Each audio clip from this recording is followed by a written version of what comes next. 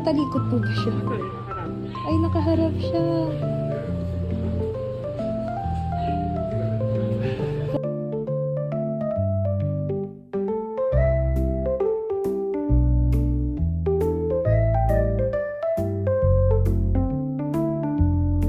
Ito yung ulo niya, yung placenta, heart niya, yung spine,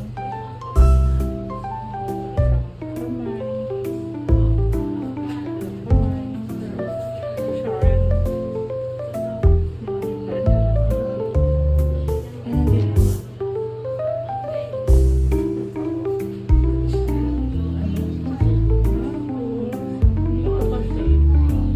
Ito kasi yung puso niya. Medyo malabo dun sa part na yan. Well, hindi pa po makikita yung gender. Medyo malabo Baka pwede niyo pong diinan. Charot. Hindi, ma'am. Joke lang. Tinatry ko nga po eh.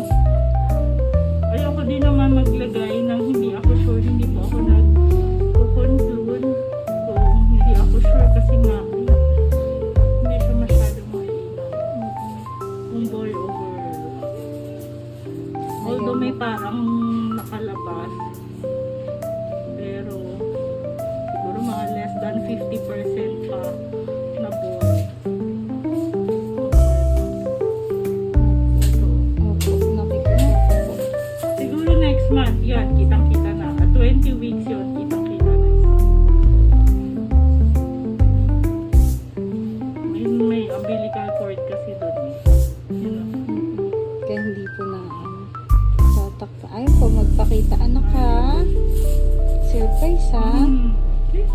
So, based on ultrasound, si baby, 16 and 3. Okay naman yung size niya. Okay.